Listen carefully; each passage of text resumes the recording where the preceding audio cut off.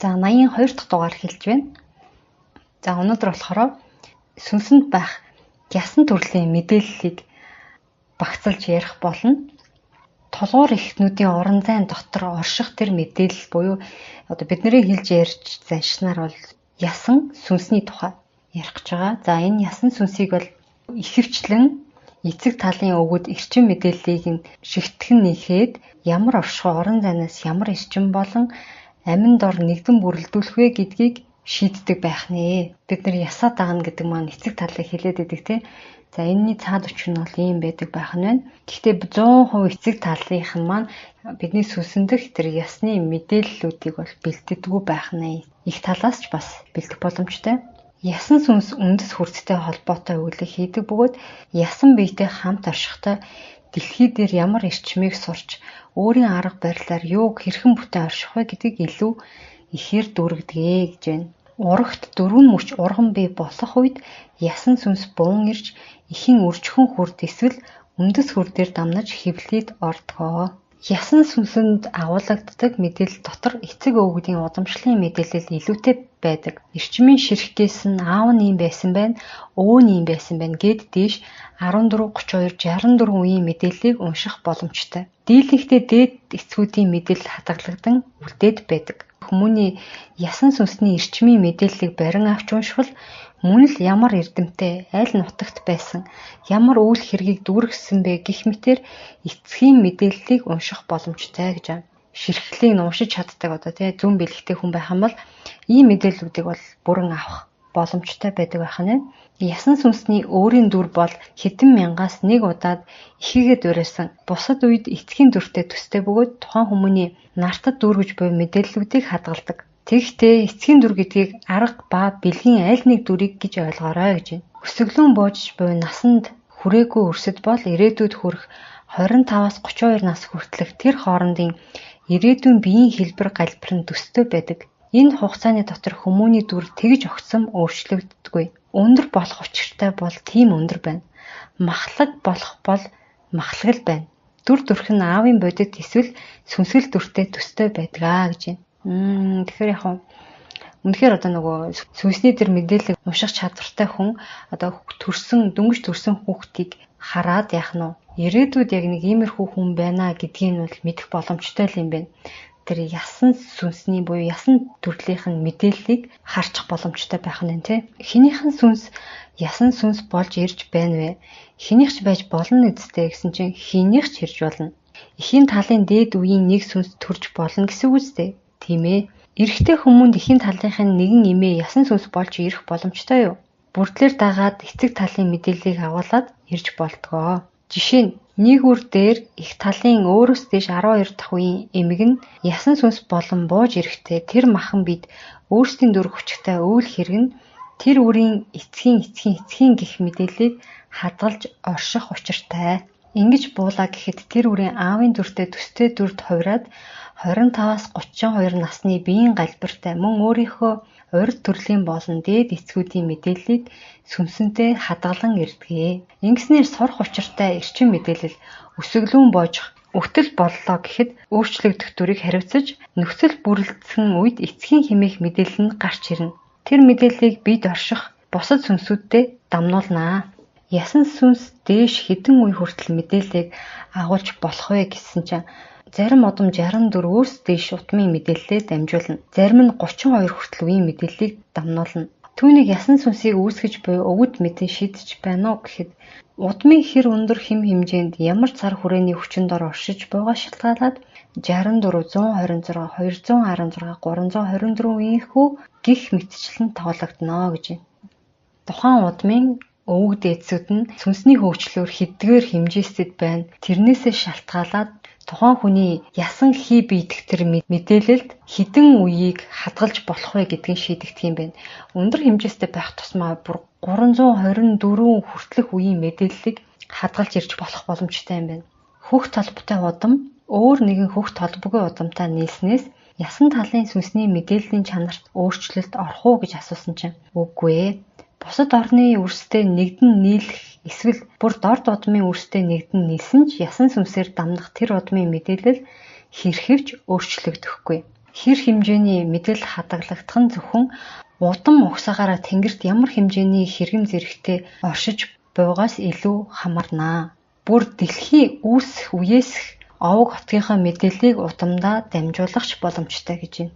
Тухайн хүн өөрийнхөө тэр мэдээллийг бүр язгуур хүртлээ унших боломжтой юм байна. Тийм үү гэсэн чинь боломжтой мөн чадвартай. Үр чиний ясан талын мэдээллийг ямар нэгэн эрх үүрэгдор нэг үр уншлаа гэхэд 32-64 дахь үе хүртэл уншлаа гэхэд түүнээс дээшгийг нуухаар бол уншуулахгүй хаадаг. Өөрийн удам угсааны мэдээллийг бүрэн уншсан үрс гэвэл өдгөө 1-2 л байна. Унших чадварыг бүрдүүлсэн бол эрхийг нь олгоно гинэ. Тэгээ бид нар нөгөө зүн бэлэгтэй хүнд үзүүлэхэд ингээд мэдээлэл чинь хаалттай байна гэж зарим хүмүүс зарим тохиолдолд хэлсэн байд юм бэлээ. Тэгэхээр өвөг дээдс нь одоо тухайн сүнсэндэх тэгээ ясан цусан маханч гэдэг юм уу энэ мэдээллүүдийг багтааж өгөхдөө бусдад уншуулахгүй байх. Уншигдах тэр төвшнийг нь одоо зааж өгдөг байх нь байна. Хөх Монголын үрс дотор тамгагүй хүмүүн гэж байхгүй. Тэнгэртэй холбогдсон мөн холбогдох ямар үрсийг дүүргэх тухай тамга нь хүмүүн бүрт бий. Түүнийг ямар хүмүүн хэрхэн хаана хизээ ямар цаг хугацаанд унших вэ гэдг л чухал гинэ. Тэгэхээр бид нэр ингээд янз бүрийн хүмүүст үзүүлээ яваад байдаг шүү дээ. Тэр болгонд чинь тухайн хүн бидний мэдээллийг бол уншиж чадахгүй байх магадaltaй гэсэн үг юм байна. Ямар хүн хэрхэн хаана хизээ ямар цаг хугацаанд унших вэ гэдэг нь хамгийн чухал гэж байгаа байхгүй юу. Тэгэхээр тэр цаг нь ирээгүй бол юм уу эсвэл тухайн унших ёстой хүндээ таараагүй бол тэр хүн бол зөв юм хэлнэ гэж бол байхгүй. Тэгэхээр ерөн бол энэ номнуудыг уншаад байхад элдв янзын хүмүүсээс те очиж уулзаад байхасаа илүү өөртөө өнгөгээд өөрийгөө судлаад, шинжилээд, ажиглаад өөртөө сайн ажиллах хэрэгтэй гэдгийг л ойлгоод байгаа. Чамд ямар нэгэн асуулт гарч ирж ивэл тэр асуултаа эргээд өөртөө тавиад үз. Тэр асуултыг чамаас өөр хүн асуусан гэж бодоод хариулах гад оролдоод үз. Хэд хоног бодоод цаас масан дээр бичээд эсвэл одоо энэ тэндээс ингээд судалгаа хийгээд тэгээд тэр хүнд заавал хариуг нь өгөх ёстой гэж бодоод тэр хариултыг олох гээд хичээгээд үз. Тэгжих явцад чи үнэхээр өөрийнхөө тэр хайж явсан асуултын хариултыг олох боломжтой. Тэр чинь чиний өөрийн чинь цаад сүнсний мэдээлэлээс дал тухамсараас ирж байгаа хариулт гэж ойлгож болно. Зарим хүмүүс нөгөө асуугаад байлээ л дээ. Өөрийн бодол болоод зүм мэдрэмж тэр дал хумсраас ирж байгаа мэдээлэл хоёрыг яаж хооронд нь ялгах вэ гэж асуугаад байлээ. Ямар байдлаар ялгах боломжтой вэ гэдэг дугаарыг аль хэдийн оруулсан байгаа учраас тэр дугаарыг сонсоорой гэж хүсье. Ясан сүнс болон ясан төрлийн сүнсүүдийг чулуун мод хөрс шорооны эрчмүүд тэтгдэг. Зарим жаахан үрс шороо хідэд идэг учир нь энүү гэсэн чинь ясан хэмээ бүрдүүлж дөнгөөгүй буюу майгдуу үрсийг элсэн дээр суулгадаг нь хөрс шорооны эрчмийг өөрөөр нь ахуулан шингээж буй нэг хэлбэр юм аа. Өдгөө ийм үрс тун их бий. Энэ бол ясан сүнсний эрчим хэм болон тулгуур эрхтнүүдийг тэтгэх шим дутагдсан байгаагийн шинж. Ясан сүнс нь эсүүдийг хооронд нь холбох, эсийг бүтэн байлгах, арьсны нэг эс дотор хүртэл эсийн яс болоод тогтож байдаг хэсгүүдтэй. Ясны эс дотор хэлбэр дүрийг нь тогтоож, тэдгээр нь зарим үед хуваагдан задраад эсээд итгэн оршдгоо. Ясан сүнсний эрчим дутмагшихад илэрлэл нь юу байх вэ? Эхлээд хүмүүний ноён нуруугуудаа төвчээр алдардаг болно. Багахан зүйл дээр дүрсхийдэг болно. Мөн гэр дотроос биеэс идүүд алдагдах явдал зөнхлөн үзэгдэнэ. Гарцын үүд нээгдсэн мэт болдгоо гэсэн байх шүү. Одоо энэ ясан сүнсний эрчим дутмагших үед биеэсээ гараад утсан юм уу онцлогдсон ясан сүнсийг чөлөөлөөд авчирлаа гэхэд алдсан эрчмийг нь яаж хурдан нөхөх боломжтой вэ? Зөвхөн сүнсэнд нь хамгийн сайн тэтгэж болох үйл бол модноос гарах үндэсний эрчим гэх модноосоо илүү хүчтэй шимтэй эрчим бий. Түүнийг нь дамнуулах хэрэгтэй. Загийн эрчим байж болно. Махан биеийн хувьд дөнгөл чулуун тагш эсвэл модон тагшинд эдийн ундааг хүртэж байх хэрэгтэй. Модны үндсэн тагш байдаг штэ. Тэр бол илүү сайн гэж ойлголоо. Модноосоо илүү эрчимтэй гэж штэ тий.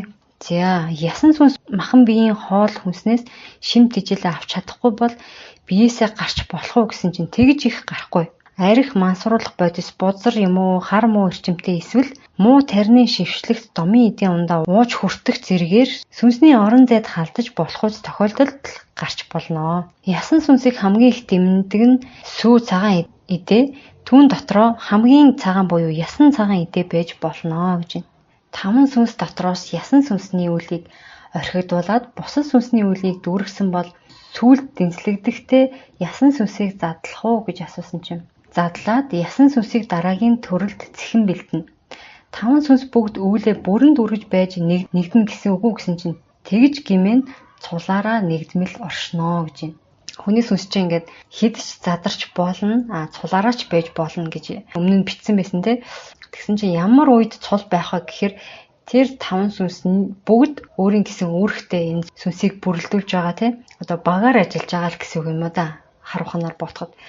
Тэгтэл яг нь энэ дотор нь одоо ясан сүнс өөрийнхөө үүргийг гүйцэтгэх нь их бага сулж гэдэг юм уу те. Ийм тохиолдолд яг нь тэр сүнс цулаараа байх боломжгүй.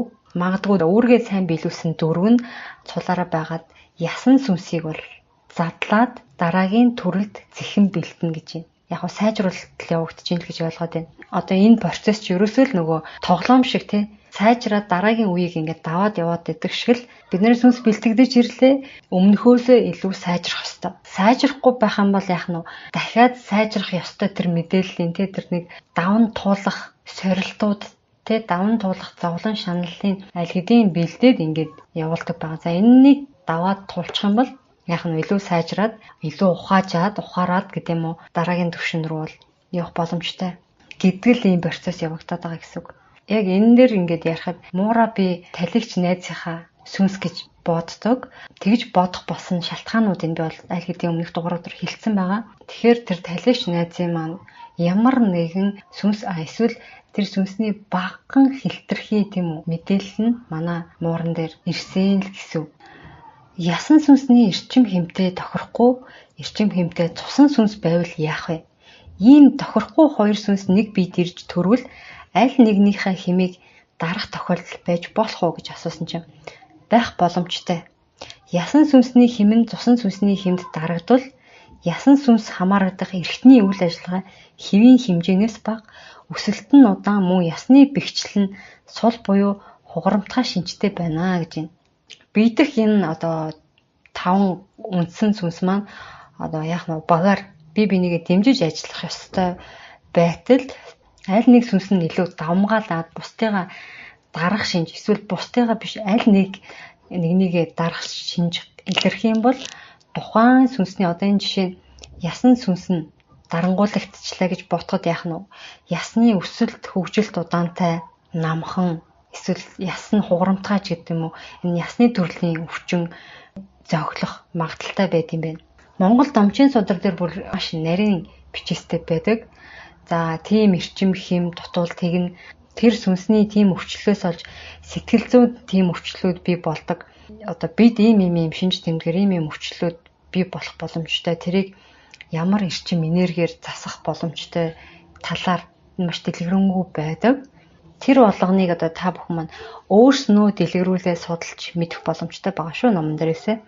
Ясан талын өвгдөөс тамгатай байг. Тэгээд тамга танихгүй байвал ясан талын өвгөд тогшрохоор хөл гарааг нь хоглох, ясыг нь барьсан гэмтэлчлэл үүсгдэг гэж ойлгох боломжтой юу гэсэн чинь тэгж ойлгохч болно.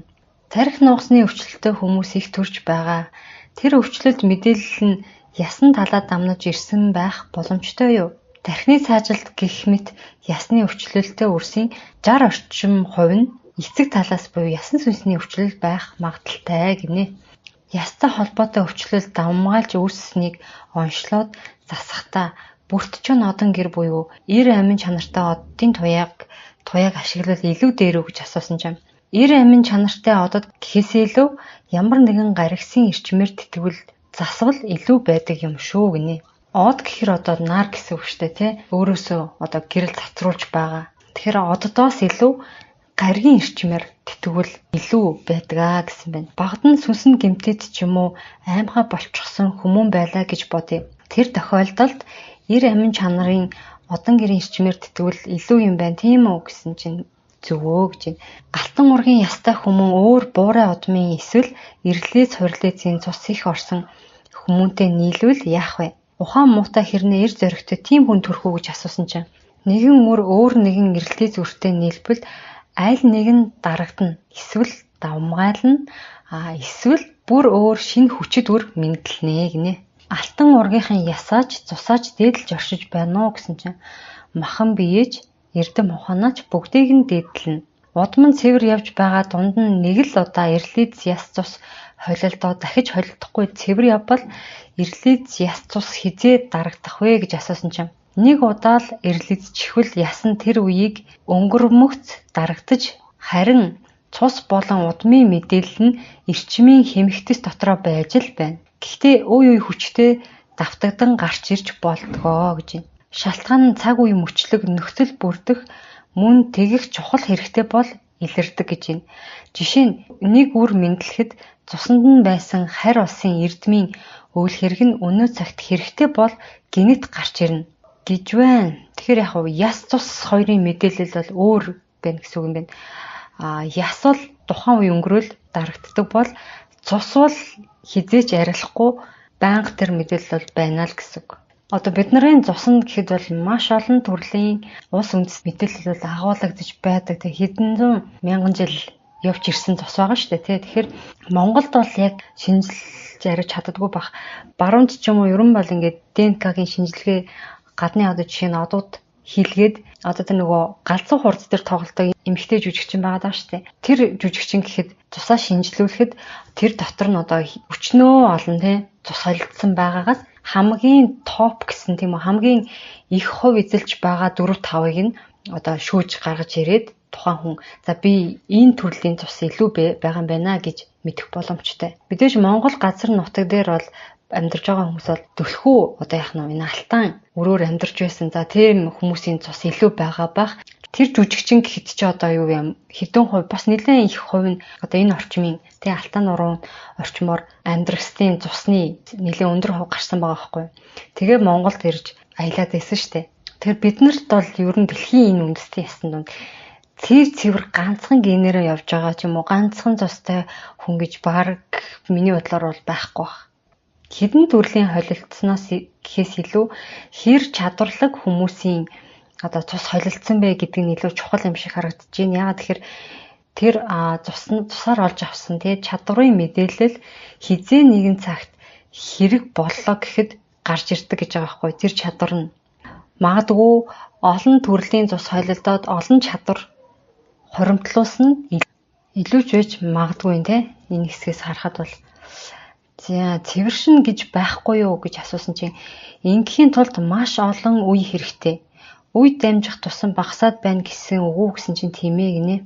За энэ ясан сүнсээр савдаг үгдийн буух шахаа мэдрэгдэнэ гэж байна. Ингэхдээ хамгийн ихэнд толгойд нь цуцаар лувшиж чилэрх нь толгой иргэнэ. За энэ илүү нөгөө зүүн бэлгтэй. Тийм уулаач маань илүү хэрэгтэй мэдээлэл багш байна. За хүмүүс асуусан байсан. Эрлийз хүүхэд яах вэ гэдэг дээр за хариулт бол сая өгчлөө гэж бодож байна. Домчин судар дээр болохоор одоо хоёр өөр тустай буюу эрлийц хүүхэд төрөх нь бол сайн гэж байгаа. Яагаад тэгэхээр энэ хүүхэд аль ч талынхаа дандаа сайнуудыг авч төрдөг гэж байна. Харин энэ эрлийц хүүхэдтэй дахиад нэг өөр орны буюу аав ээжээс нь дахиад өөр одоо газар нутагт амьдардаг тийм хүнтэй суух юм бол гурвуулангийнх нь одоо сайнуудыг биш аль нэгэн удмын хүчрхэг гинэн давмгаалж хүүхэд төрдөг гэж байгаа юм. Энэ бол миний бодлоор бол одоо бидний өвөг дээдс одоо сүнсийг маань сүнсэндх мэдээллийг маань бүрэлдүүлдэг гэж байна шүү дээ. Тэгэхээр олон орны одоо өвөг дээдсүүд нэгдээд нэг хүүхдийн одоо сүнсний мэдээллийг бүрэлдүүлэх чинь гэж байна шүү дээ. Тэгэхээр аль илүү хүчрхэг буюу сүнсний хэмжээс онгодуудын байрлах тэр суудлын хэмжээстүүдээс шалтгаалаад аль өндөр хэмжээстэд сууж байгаа өвгттэй тэр удмынх нь талынх нь ген илүү дамгаалж буюу сүнсэндх мэдээллийн төлхөө өөрснийхээ оруулах боломжтой байдгаар тайлбарлагдчих болох юм аа гэж миний хувьд бол бодоод байна. Одоо амьдрал дээр ч гэсэн байдаг да. Цагаан арьстай хүн, хар арьстай хүнтэй суусан чинь дандаа хүүхдүүд нь 4-5 хүүхэд нь бүгдээрээ цав цагаан арьстай шинжлээд үзэхээр яалтчгүй л аав ээжийнх нь ген одоо уг нь бол байгаад идэг. Тэгэхээр нэг холцтой уг нь байх ёстой шүү дээ. Магадгүй тэр цагаан арьстай тэр талынх нь одоо өвгдөд нөгөө талаасаа илүү хүчтэй байгаа учраас 100% өөрсдийнхээ мэдээллийг тэнд шингээгээд Тийм үү? Нөгөө удмаас бол баг юу ч ингэхгүй байж цагаан арьстай хөөх төрөд байгаа байх гэж бодоо миний л бодол шүү. Энэ бол энэ ном дээрх мэдээлэлтэй ингэж харьцуулаад тэгж ойлгогдоод байгаа. За хэрвээ 4 өөр цаг уурын орон зайдаас нийлсэн хүүхэд бол цус холдолт гэдэг юм болдог гэж анзаа. Тэр талаар та нар маань дэлгэрүүлээд Монгол томчийн судар дээрс уншаараа маш сонирхолтой сэдв байгаа. Өмнө нь би нэг товч дугаар хийсэн байгаа. Эсвэл тэрийг сонсох боломжтой. Тэгэхээр ер нь бидний сүнсэн дэх мэдээлэл юунаас хамаарж байна гэхээр өвөг эцсийн маань сүнсний хэмжээстийн түвшнээс хамаардаг болж таарад байгаа. Хэдий хэмжээний өндөр хэрэгэм зэрэгтэй тэр хэмжээстэд байна. Тэр чинээр бидний сүнсэн дэх мэдээлэл илүү олон үеийн өвөг эцсийн олон өмнөх насны ч юм уу их мэдээлэлтэй сүнс байх боломжтой л гэж харагдаад байгаа. За тэгээд өнөөдрийн дугаарын агуулгыг ингээ өндөрлөе. Дараагийн дугаарт болохоор цусан сүнсний талаар ярих болно. Одоо байнга хамт байдаг сонсогчдоо подкастын сонсогчдоо баярлалаа. Тэгээд сэтгэлдээ хуваалцаарай. Комент хэсэгт юу гэж бодож байна? Үнэхээр одоо энэ бол бас нэг итгэхэд бэрх төрлийн мэдээллүүд ингээ сүүлийн үед оруулж байна. Тэгэхээр ямар санагдчих байна? Тэр талаараа бичгийг хүсье. За тэгээд дараагийн дугаар хүртэл түр баяртай.